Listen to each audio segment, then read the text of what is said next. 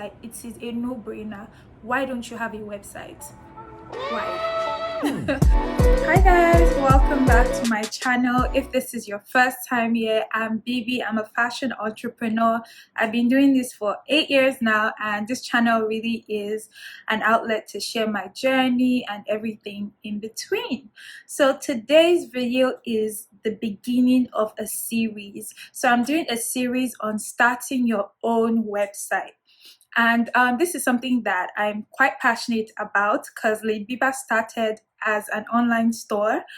And if you haven't watched my video on how I started Lady Biba, you should check that out. I talk about the very beginning stage of starting my brand. And if you watch that video, one of the things that I mentioned was how people told me that it wasn't smart for a brand that nobody knows to start online. And I got that feedback a lot, not once, not twice, a lot of times. People kept saying that nobody shops online. You know, back then, people weren't very accustomed to shopping online, but here we are today. Our online store is a major driver for sales. So yeah, now with everything that's going on with COVID-19, we've seen that a lot of stores had to close, and a lot of businesses that had an existing online store already were part of the businesses that thrived in this period. We've seen reports from Zara month after month that their online store has been doing really well, and in COVID, more people were sharing more people were buying online during that period because the stores were shut down. And it's not just online store, we're talking about websites in general in this video. And the first thing that we're going to talk about is, do you really need a website? So you might be out there and you're wondering, okay, what if I'm not selling products and I'm in the service business? Do I really need a website? And the answer is yes, you really do need a website. A website helps you to be able to collate everything that is about you, whether it's your personal brand or the brand of your business. It helps people to be able to experience your brand on another level. Your website is an online CV for you as a personal brand. Your website is somewhere that people can go to get a feel and to get to know your brand a little bit more. It's that next step that people are willing to take when they're trying to find out more of your brand. It's not a great thing when the only place people can find you is on social media. There has been many days where Twitter will be down or Instagram will be down, and even sometimes WhatsApp as well. So there should be somewhere that is, not that your website can't be down as well, but there should be somewhere that is your own that your customers can go to. Also, your website helps with your perceived value. It opens you up to opportunities beyond your imagination. When we're talking like grants and invitations and considerations for special awards and things like that, your website is the one place a lot of corporate organizations will go to.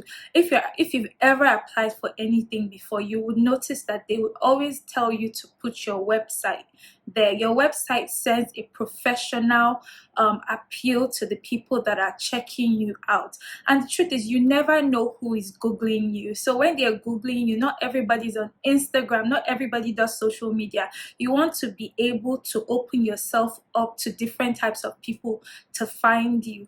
If you do not have your website, you are leaving money on the table. So a website is something that is non-negotiable for any brand in 2020 today. It's not an achievement to have a website. It is a no-brainer. Why don't you have a website? Why? So this is the time to start working on your website now. And the next thing that you need to consider if you're on that journey of launching your website is the type of business you are and the design of the website. So The next thing you want to consider when you're building a brand is if you want to build your website yourself or if you want to hire a web designer. So some of the things that you want to consider in making that decision is: one, the technical expertise that you possess; two, the platforms that are available for you to build your website on; three, the capital requirement of setting up a website. So with a designer, they would do all the work for you basically, and they'll just charge you a fee for doing that. And this might be a better option for you if you're not so technically savvy, and if you don't have a lot of time on your hands. For instance, if you're a sole proprietor and you're doing most of the work in your business yourself, you don't want to add on a website because you want it done really well and you want it to have a professional feel to it. But if you're willing to, experiment, and you know that you have the discipline to follow through, then a DIY website might be in your future. There's so many platforms that you can use to set up your website, which brings me to my next point: considering the platforms that you can use to set up your website. So there are different types of platforms. For online stores, we have Woof. So, which leads me to my next point: the type of platform that you need if you're going to go the DIY route. So if you're going to be setting up a website yourself, there are different platforms that you can use to set up your website. If you're an event planner, for instance, or a makeup artist or a photographer, and you're looking for a platform to showcase your work, WordPress might be a good place to start. If you've been a blogger back in the day, WordPress is not new to you.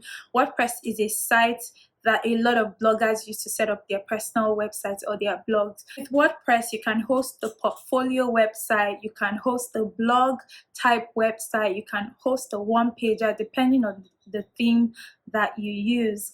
If you want to set up an online store, there are apps like Shopify, there's Squarespace, there's WooCommerce, there's Wix. There's so many options out there for you to set up your online store. And in the part 2 of this video, I'm going to be going in depth into 2 major platforms that you can use to set up your online. So I'm going to be comparing them and advising based on that. So those are the platforms that you can use to set up your website if you're going to be doing it yourself. Things that you need to consider: you need to consider your domain name.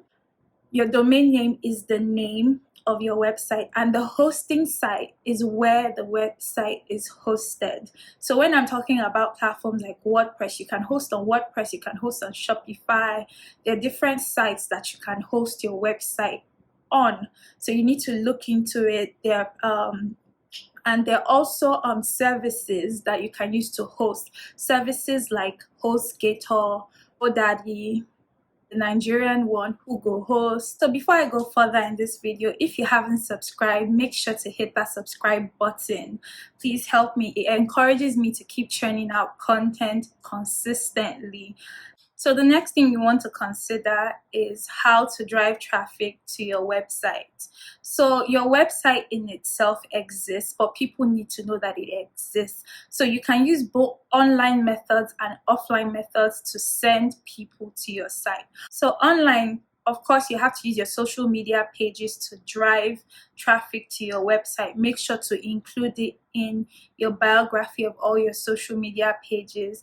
You also want to do online ads. You want to use Facebook marketing, Instagram marketing, Google Sense ads. Employ and explore different methods of digital marketing to drive traffic to your site. Offline methods: you want coupon codes. You can print coupon codes. You want to have catalogs. You want to have your business, your website link on all your branded items, from your business cards to your letterheads to notebooks, pens, anything that you use to market your business. You want to have your website link on there so that people that want to find out more about your brand or your business or your service can just go and then find it. You also want to use your LinkedIn page, add things add articles from your website, add articles that you can incorporate your website link into, post things about your products, or even on your personal page. Make sure you're always driving traffic to your website.